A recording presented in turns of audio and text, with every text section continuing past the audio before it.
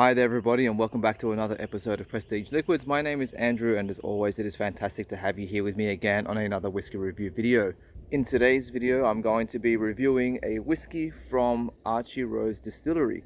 Now this particular whiskey, obviously being from Archie Rose, it is an Australian whiskey. It is made in Sydney, New South Wales, but this is part of their fundamental spirits range. So at the moment I have this, which is their Double Malt Whisky, and I also have their True Cut vodka.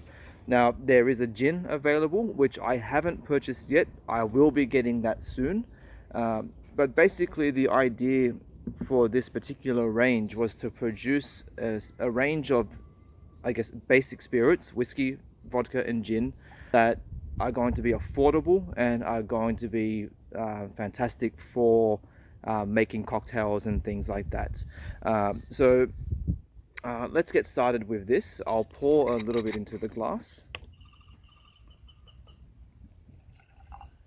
But before I get onto the review, let me just read off some information on the bottle. So one thing that I like is that they've actually put some pretty basic but important information on the bottle. So ABV 40%, made in New South Wales, Australia. They are using a Solera system using their single malt and rye malt whiskey.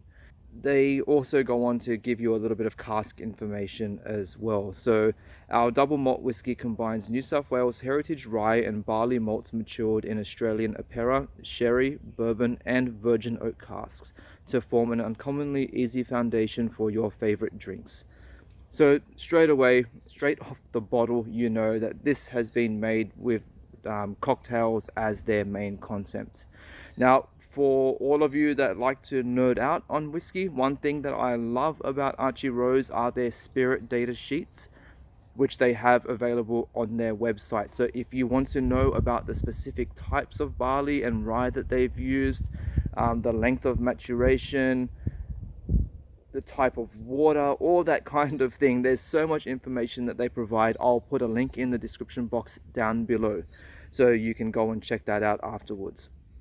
In terms of age of this whiskey, it is just over 2 years old, which by Aussie standards is classified as a whiskey. So let's move on and start on the review. So on the nose, cheers.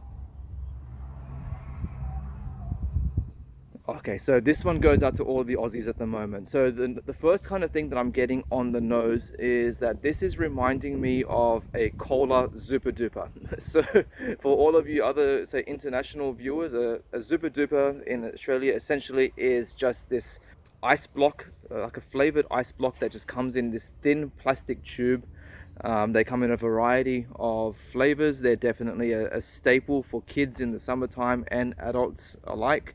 But yeah, this is reminding me of the cola flavored one. So yeah, so I'm getting a bit of that sweet cola, black tea. The rye malt is definitely the prominent feature on this, though once you kind of get past that, then you will start to notice the barley. So if you have tried both of the Archie Rose rye malt and their single malt, you will definitely notice the similarities from those whiskies into this one, because I believe that's what they've used. They've used their single malt and their rye malt to blend together to make this. Lots of vanilla, caramel, some nice toasty oak. It's quite herbal as well. I mentioned the black tea before, but it's also very grassy as well. There's also a certain muskiness to it as well, so it's got like a bit of like malty funk, maybe like wet cardboard. I think that's what it is. It's got like a damp cardboard papery note. Milk chocolate, dried apricots. I'm also getting apple, and also a little bit of lemon. There are certain elements to this that just keep like opening up as you go along. It's a little bit slow, but they do come along. All right, let's move on to the palate and see how we go. Cheers. Okay, so it's funny. On the nose, the rye was the prominent note. On the palate, I'm getting more of the barley. but then that barley kind of fades off and then the rye comes back in again. I'm getting again a lot of vanilla, caramel, this time a bit of pepper as well. There's actually a decent amount of pepper and spice on this, so also clove, cinnamon, nutmeg. There's a certain ashy element to it as well. Something that you normally get typically, say, from a peated whiskey, though obviously this is not peated, but I am getting a certain charcoaly, ashy element, and I guess that could be coming in from the barrels. So let's just say that this has quite a bit of cask influence going on. Considering that this is a very young whiskey, I mean, like I said, it is just scraping over 2 years. It does not feel like it. It doesn't really have those rough edges to it. It is quite well rounded. It's a bit soft. It's gentle. All right, let's see what else we can get. Definitely quite chocolatey, very nutty as well. I'm getting a bit of like cashew and almond, a little bit of licorice. Again, that papery, damp cardboard note is coming through, but it's not horrible. I have had that kind of flavor profile on some other whiskeys before, and it just hasn't really worked out very well. But in this, it's actually not a horrible flavor. It just kind of mingles in with everything else. Again, I'm also getting those the dried apricots, a little bit of fig, apple, some lemon rind.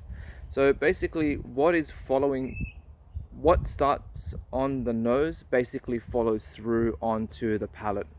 And then kind of going into the finish as well, it's the same thing. I'm not really getting anything different. You've got a whole bunch of prominent notes that are just quite well balanced and get along very well with each other, and they follow through from beginning to end. Now,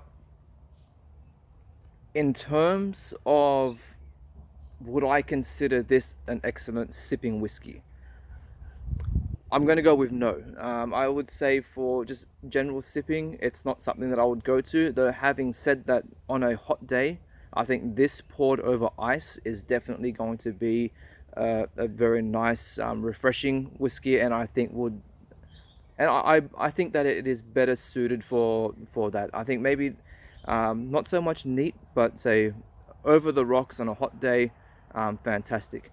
But where this will shine is definitely going to be in its capabilities for making some pretty decent cocktails. And look, that's the intention behind this range of spirits as well. They've been made with the intention of making cocktails, so I'm definitely looking forward to playing around with it. I have recently started to finally make some Manhattans and old fashions at home. I definitely look forward to starting to play around with this and using this, like the whiskey, the vodka, the gin, and coming up with all these different cocktails at home. The other thing that I've really got to point out with these products is more so the price. They are priced exceptionally well for what you are getting. It's good to know that we are able to get a decent quality product without having to pay a premium price for it. So I'll leave it at that. I don't really have much more to add. My name is Andrew, and I'll see you all again on the next video. KIPPIS. Well, now, since you've made it this far into the video, why not go ahead and check out some of these other whiskey review videos that I have done. I will see you all again next time. Bye bye.